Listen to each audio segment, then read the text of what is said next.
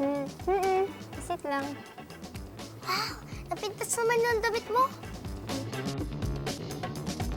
Buboy! Buboy! Buboy, kising. Buboy, kising. Buboy, kising. Buboy. Huh? Asan si Mrs. Jazz? Sino Mrs. Jazz? Tayo lang gampang dito kanina. Nagsasayaw kami. Tapos, may kausap ka, Ate Ana. Pero iba ang salita mo. Paano iba? Parang si Bentong. Ilonggo? Nagpudot dito, tay. Ading, tabi muna ha. Salamat. Mga Ilocano pala yung bagong lipat. Ilonggo rin po yung salita na yun. Ay hindi, iba yun. Magkaiba sila. Katulad dito si Bentong. Ang mga Ilonggo, nandun yan sa gitna ng Pilipinas eh. Yung Visayas. Kaya lang itong si Bentong ay Ingleserong Ilonggo. Sosyal. Mga Ilocano naman ay nandun sa taas yan ng Pilipinas. Sa Ilocos. Parang po tayo, mga Tagalog. Pero po, ang probinsya natin, Laguna. Ang dami naman salita sa Pilipinas. Tama ka dyan, Buboy, kanina sa sinabi mo. Kaya nga mayaman sa kultura ang Pilipinas. Halika, dali. Hipin natin yung bagong lipat. Dali. Kapit bayan Halika, ka. Bentong. Batiin natin.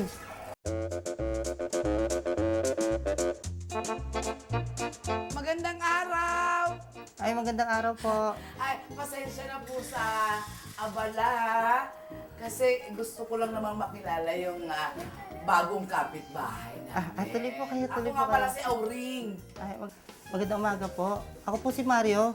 Ito po si Tope, yung panganay po. Sikat naman po yung bunso. Hello po, kamusta?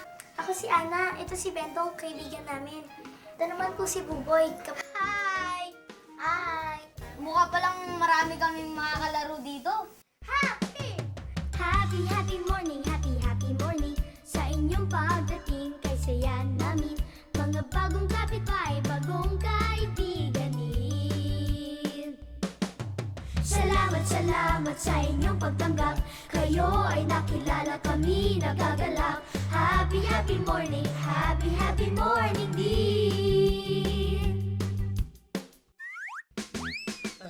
Tanong, sabihin niyo sa akin ako ay pitulong. Samin, sabihin sa akin kung sino ang pinakamaganda sa amin. Ah! Bakit wala kang makita sa salamin? Dahil madilim at walang liwanag. Aba, oo nga. Bakit nakikita ko na ang sarili ko sa salamin? Yan ang iwaga ng siyensya. Dahil sa liwanag, nabubuo ang imahe ng ating sarili sa salamin. Paano? Ang bola, kapag tumama sa isang pader, tatalbog pabalik, hindi ba? Ganito rin ang liwanag, kids. Mula sa tao, tatama ang liwanag papunta sa salamin. Dala-dala ng reflected light o ng tumalbog na liwanag ang lahat ng impormasyon tungkol sa atin. Mula sa kulay, hugis at eksaktong itsura natin. Hanggang, jaran! Makikita na natin ang refleksyon natin sa salamin. Amazing! Kung ganon, siguradong hindi magsisinungaling ang aking mahiwagang salamin. Samin, sabihin sa akin kung sino ang pinakamaganda sa amin. Ah! Bakit nabasag ang salamin? Hindi pwede ito ba Nino? Bakit nabasag ang salamin? Baka ayaw nitong magsinungaling, Bro Hilda. O paano, kids? Hanggang sa susunod yung tanong. Tanong, sabihin niyo sa akin ako ay pitulong. Sus, ay gaganda naman pala itong tenement na ito dahil puro senior sa mga tao dito. Ay, sigurado po magiging masaya ang paglipat namin dito sa Telement. Ay, naku! Sira na yung yung kamay ng manika mo. Opo. Ayos lang yan, anak. Ayusin na lang natin pagkatapos natin maglipit ng gamit. Oo, tama ka dyan. Mahirap na ang buhay ngayon. Oo. Kung kailangan po ipaayos agad, pwede ko po siyang samahan kay Ate Bel. Naku, Ana, salamat ha. Ano, sama ka ba? Sama ka na. Sige na. Sige, halika na. Ah. Sige po. O sige, ingat kayo mga anak. Uuwi agad, ha? Huwag magtatagal.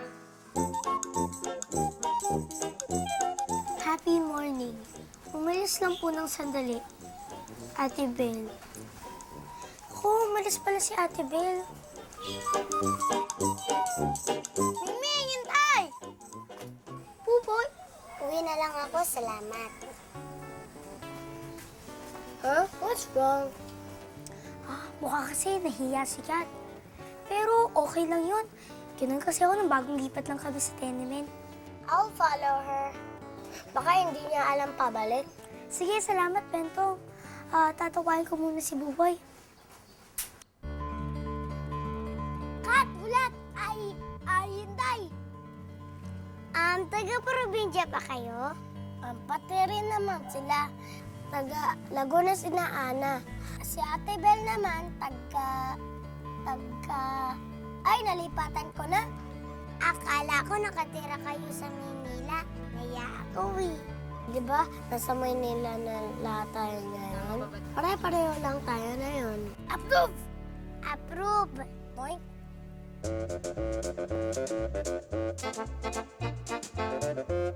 Parang pwede nga itong liyari. Ate, ang ganda oh. Boy, hindi dapat tayo pumasok dito. Wala si Ate Bel. Binibigyan ko naman sikat ng regalo eh. Si Ate Bel nga, binibigyan tayo ng regalo. Ito, sakto.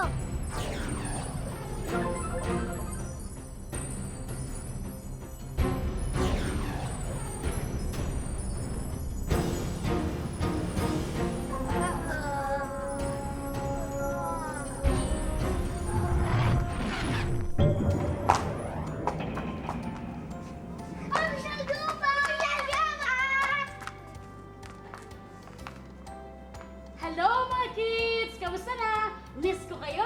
Sayaw ulit tayo! Sayaw? Kailan pa tayo sumayaw? Sa bagay, magaling naman ako sumayaw. Yung ganyan, oh. Oh, ganyan, oh. Ate, What? sayaw namin eh. Yes! ka lang doon, Buboy. Alam mo, boy, di ba alam mo rin to? Yung ganyan, oh. Yung ganyan. Para mas masaya, meron akong bagong ipakikilala. Mga iba pang dito sa Fantasy Tenement ay nakatira.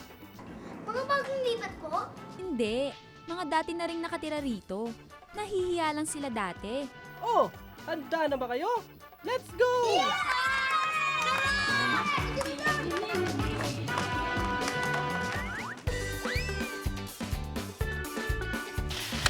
Good morning! Magandang araw! Alam niyo bang bukod sa mga sinabi ko, may iba't iba pa palang paraan ng pagsasabi ng mga pagbating ito sa umaga? Napintas nga daw, Nay. Napintas nga daw, anak. Manganta yun. Napintas nga aldaw. Yan ang magandang umaga para sa mga Ilocano o sa mga taong nakatira sa Ilocos. Sa mga Ilonggo naman o mga taga Iloilo at Negros Occidental, ito ang pagbati sa umaga. Maayong aga, Nay!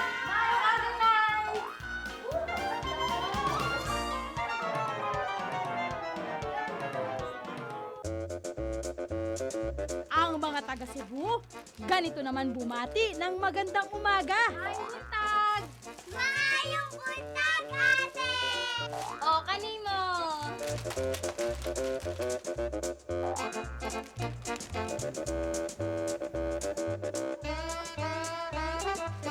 Ang galing ano? Ilocano, Napintas nga daw. Maayong aga! Ilonggo, Maayong buntag! Cebuano, ang mga ito ay ilan lang sa mga lengguwaheng ginagamit sa iba't ibang probinsya sa Pilipinas.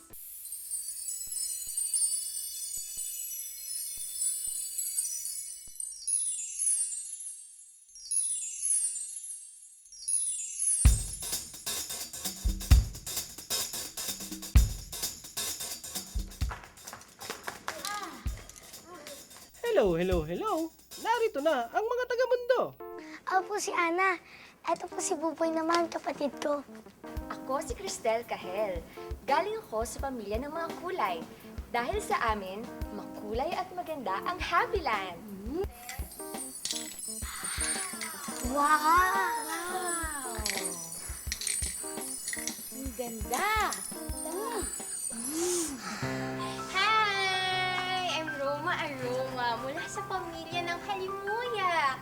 Dahil sa amin, mabango ng bonggang-bonggang Happy Land! Ang nga! Bongga! Bongga!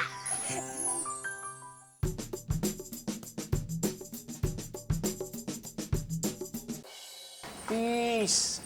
Ako nga pala si Rico Ritmo. At dahil sa amin, ang Happy Land ay nagpupuno ng musika.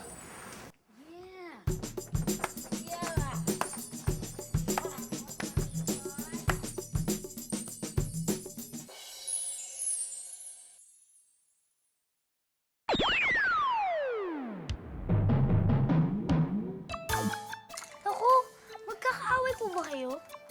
Hindi naman masyado. Ay, yung mga yang kasi, ang iniisip na lang nila na sila lang ang magagaling. Aba, wala akong sinasabing ganyan. Basta ang alam ko, kami ang dahilan kung bakit makulay ang Happy Land. Ha! Basta dahil sa amin, winner ang bango ng paligid. Ha? Eh kung hindi dahil sa amin, walang masasayang tugtugan dito sa Happy Land. Hep, hep, hep, hep, hep, hep, hep. Itigil ang kaguluhan ito. Magkakapit bahay tayo at dapat magkakaisa tayo. Tama si Mrs. Jazz na maganda. Walang dapat pag-awayan. Tayo dapat ay magkakaibigan. Eto, tingnan ninyo ang mga itsura ninyo sa salamin. Oh. Magkakaiba ba ang mga itsura natin? Magkakaiba din ang ating mga kakayahan. Pero, tama kayong lahat. Miss Cristel Cahel, ang pamilya ninyo ang nagbibigay kulay sa Happy Land. Dahil naman kina Miss Roma Aroma, ang Happy Land ay humahalimuyak. Ang iyong musical Rico Ritmo ang siyang nagpapasaya dito. Right! Kung walang kulay, walang halimuyak, at walang musika, malungkot, madilim, at mabaho ang Happy Land.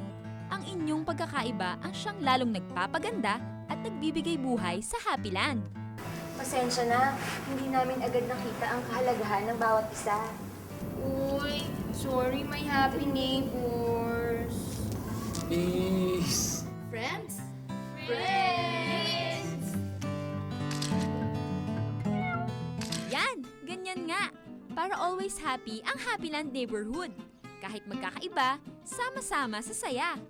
Happy talaga! Yes! Oh, may hinanda pala akong masarap na merienda para sa ating lahat. Yes! Kaya po ako eh. Sakto. Oh, naglaho na naman sila. Mrs. Jazz, ganun talaga. Naglaw sila pagkat oras na. Oras nang dalhin ang mga natutunan sa mundo nila.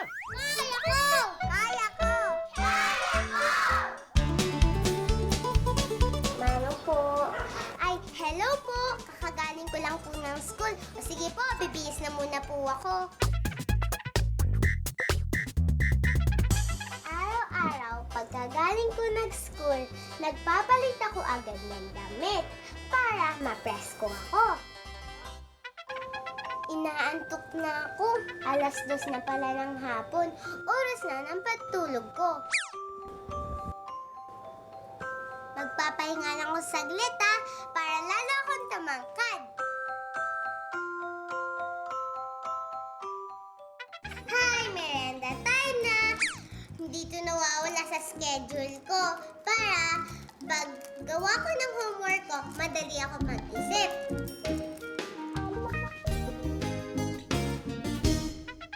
Homework ko sa math! Alam nyo, hindi ko nakakalimutan yung homework ko. Araw-araw, binibigyan ko sila ng oras. Dapat daw may schedule tayong sinusunod para lahat ng gawain may oras tayo. Ayan, tapos na. O, diba? May oras ako para sa lahat. Kayang-kaya ko na. O, sige, lalaro muna ako. Bye-bye! Kaya ko! Kaya ko! Kaya ko! Ang mga dagang dala sa aming adventure. Halina't sumama. Lumilipad tayo? Bakit tayo nakasakay sa helicopter, Popoy? May sorpresa kasi ako sa iyo, Kokoy. Nakikita mo ba yung malalaking pulo na yan sa ibaba? Yan ang 3 pinakamalalaking islang bumubuo sa Pilipinas. Ang pinakamalaking pulo sa bandang itaas, ang Luzon. Yan namang nasa gitna, ang Visayas. Tapos, yung nasa bandang ibaba, ang Mindanao. Wow! First time kong makita to, Popoy. Tara, bumaba tayo. Pasyalan natin ang Luzon. Uy, ang laki naman ng electric fan dito. Saan sa Luzon ba tayo nag-landing, Popoy? Nandito tayo ngayon sa Ilocos Norte, Kokoy. At hindi ventilador ang mga yan, kundi ang sikat na Banggi Windmills. Alam mo bang ito ang kauna-unang windmill sa bansa na nakapagsusupply ng kuryente sa Ilocos Norte? O ano, Kokoy? Tara! Sa Visayas naman tayo! Popoy, tingnan mo! May mga nakamaskara. Naku, saan bahagi ng Visayas ba tayo napunta? Relax ka lang, Kokoy! Dinagyang festival yan sa Iloilo. Costume lang yung mga maskara para sa sayaw nila ng pagpupugay sa Santo Niño. Ah, ganun ba? Ikaw talaga, Kokoy, oh. Tara! Sa Mindanao na tayo! Wow! Bakit may buwan na kaagad? Maaga pa! Haha! Ano ka ba, Kokoy? Hindi totoong buwan yan. Disenyo lang yan ng moske o simbahan ng mga Muslim. Marami kasing Muslim ang nakatira sa Mindanao. Ang sarap palang mamasyal sa Pilipinas! Aba, syempre naman! Tara! Libot pa tayo! Kami ang mga dagang dala sa aming adventure. Halina't sumama.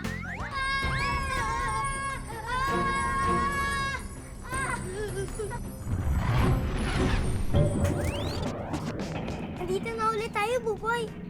Sige, balik mo na yan. Tama ang ate Ana mo, Buboy. Hintay na lang muna nating makabalik si Ate Bel. Sige. Sorry, ate. Okay lang. Sige, tara.